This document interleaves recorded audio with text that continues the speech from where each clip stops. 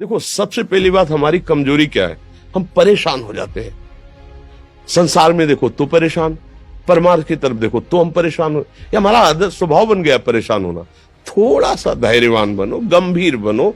कोई इस भारी से भारी विपत्ति में परेशानी स्वीकार करके विपत्ति से थोड़ी निकला जाता। सुलझो, ठीक है, ये विपत्ति आई, समस्या आई, इसका समाधान होगा। ऐसा थोड़ी कि हमें नष्ट कर देगी। अगर अभी हमारी बड़ी हानि हो जाती है, हम कल इससे बड़ा लाभ प्राप्त कर सकते हैं। हमको एकदम बिल्कुल गंभीर रहना है, इतने कमजोर नहीं बन जाना। अब वो गए तो क्या होगा, अब वो वस्तु गई तो क्या, पद गया तो क्या होगा। प्रयास किया था, ये पद मिला था, इससे बड़ा पद प्राप्त करूंगा, मैं इससे बड़ा महान बनूंगा। ठीक है, एक बार गिर गया, गलती हो गई, दंड भोगूंगा, फिर इससे ज्यादा संयम में रहूंगा। बिल्कुल, मतलब एकदम फ्रेश दिमाग रखना चाहिए। पर अपने लोग क्या है, जरा सी बात में एकदम पछड़ा कर लेते हैं, एकदम कमजोर हो जाते हैं। ये बिल्कुल ठीक नहीं है। हम जीवन भर की यात्रा की बात कह रहे हैं, भारी से भारी कष्ट में भी मुस्कुराना, तो हमें बल मिला है, हमें भगवान की कृपा का दर्शन हुआ है, हमें उनका दुलार दिखाई दिया है। अगर ऐसे तो भाग जाते, फिर परमार्थ में थोड़ी चलना होता है। आज जो आप सुन करके लाभ लेने की चेष्टा कर रहे हो ना, ये केवल प्रवचन नहीं है, ये जीवन है। अगर ये जिए ना होते ना तो ये इसका प्रभाव नहीं पड़ता, फिर वाणी का प्रभाव नहीं पड़ता। हम इसीलिए कहते हैं, जैसे आप लोग एकदम परेशान हो जाते हैं, तो बोलो क्या हमसे ज्यादा परेशानी होगी। दोनों किडनी खराब, दवाई लाने के लिए पैसे नहीं, पानी रखा है हम उठ के पी नहीं सकते, भीषण शरीर में कष्ट, भीषण बुखार, क्योंकि किडनी फेल, जरा में बुखार, खाने को क्या, रोटी मांग के लाओ। अगर वहां सब्जी मिलती तो लाल मिर्च ऐसी पड़ के मिलती थी कि वो पा नहीं सकते थे। आप सोचो, पानी लाना है तो मुझे लाना है, पीना है तो मुझे पीना है। अगर मैं हारता तो कहां पहुंच जाता, क्या स्थिति होती। नहीं, मरना है, पर कदम पीछे। कोई दिन ऐसा नहीं जिस दिन सेवा ना की हो, जिस दिन सेवा ना गए हो। गुरु जी की सेवा में जाना है, पहले अपने को स्वस्थ साबित करना है, नहीं वो सेवा ही नहीं लेंगे। तुम बीमार हो, तुम कष्ट में, वैसे उनकी दृष्टि बड़े शांत है, उनकी सेवा की, आके लेट गए। फिर हिम्मत की, अपनी श्री जी की सेवा की, मधुकरी नहीं गए, 3-3, 4-4 दिन भोजन नहीं गए, पर सेवा नहीं छोड़ा, दिनचर्या नहीं छोड़ी। और उसका प्रधान कारण संयम, ब्रह्मचर्य, भगवत आश्रय, नाम जप, कभी हारने नहीं दिया। अभी भी थोड़ी देर बाद डायलिसिस शुरू हुआ, हारने, आपको हारे हुए नजर आ रहे हैं। शरीर में पीड़ा है, किडनी फेल है, ऐसा थोड़ा हम स्वस्थ बैठे हैं, पीड़ा है, बार बार प्यास लगती है, थोड़ा थोड़ा पानी मिलता है, हर, लेकिन हम आनंदित हैं, हम प्रसन्न हैं। हम लड़ाई में हारे नहीं हैं, ना हारेंगे, हम जीत चुके हैं।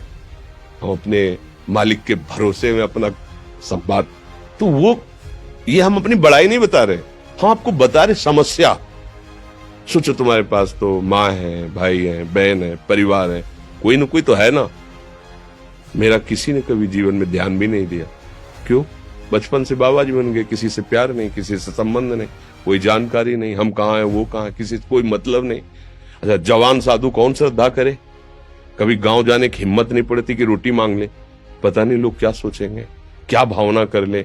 हम दरवाजे पे खड़े हैं, क्या कैसी भाव, जो हमारे सामने आकाश वृत्ति से आया यौवन अवस्था में, वही पाया, अन्यथा भूखे रह गए। जब हम हर समय अपने को विवेक के द्वारा सावधान रखे, तो हम कभी निराश नहीं हुए, कभी उदास नहीं हुए, कभी ऐसा नहीं लगा कि यार हम दुखी, कभी नहीं लगा।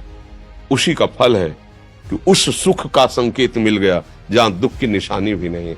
वही उसी के बच्चे हो, हम सब उसी धातु से बने हुए हैं। हम इतना क्यों परेशान हो जाते हैं? हम ये देखते हैं अपने लोग, थोड़ी बात बिगड़ गई परेशान, नहीं बिगड़ी तो बिगड़ जाने की संभावना में परेशान है। आज सुख है, लेकिन कल सुख छिन जाएगा, तो हम आज के सुख में सुखी ना होकर कल के दुख की आने की संभावना में हम भयभीत हो। मतलब क्या हमारी सोच रह गई? हमको इतना बलवान बनना है कि सुख और दुख दोनों हमको छू न सके। भारी से भारी सुख की व्यवस्था है तो अहंकार नहीं, हर्षित होकर किसी का अपमान न करे कि हम धनी, हम पदाधिकारी, अमुक। भारी से भारी दुख आया तो हमें किसी के सहयोग की जरूरत नहीं, हम फिर अपने कदम बढ़ाएंगे, हम फिर जुड़ी हुई अपनी भावनाओं को सजाएंगे। मस्त जीवन, एकदम तुम अविनाशी के बच्चे हो। शेर का बच्चा भेड़ों के बीच में फंसकर म्यों म्यों बोल रहा है, बस अगर दहाड़ना सीख जाए तो कोई भी उसे परास्त नहीं कर सकता।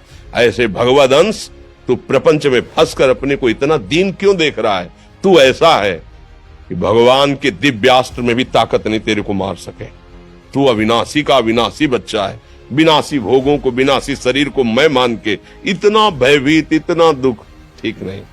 ये सबके लिए, केवल एक के लिए नहीं। आप समझो, आप लोग सोचते हैं हम गृहस्थ होकर भला ऐसी स्थिति कैसे।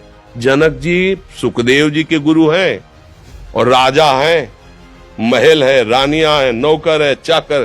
क्या सुखदेव जी जिनके शरीर में लंगोटी भी नहीं है, दिगंबर, परमहंस के गुरु हैं जनक जी जो राजा हैं। समझो, आप ऐसा ना सोचे कि अब नौकरी कर रहे हैं, हम संसार में, हम गृहस्थ हैं, हम आध्यात्मिक की ऊंचाई पर नहीं चढ़ सकते। नहीं, आप एक सरकारी नौकरी या आप किसानी या व्यापार करते हुए आप एक अध्यात्म की ऊंचाई में चढ़ सकते हैं। और अध्यात्म ही है जो तुम्हें इस माया के दुख सुख से ऊपर उठा सकता है। दूसरा, चाहे जितनी संपत्ति आ जाए, आप सुखी नहीं हो सकते। सब देख लो, आंख खोल के देख लो, अध्यात्म ही है जो तुम्हें हर कष्ट सहकर मुस्कुराकर जीने का रास्ता बता देगा कि आप आनंदित हो जाओगे। कुछ नहीं बिगड़ा, अध्यात्म है तो कुछ नहीं बिगड़ा, अध्यात्म नहीं है तो कुछ नहीं बना, कुछ हाथ नहीं लगने वाला।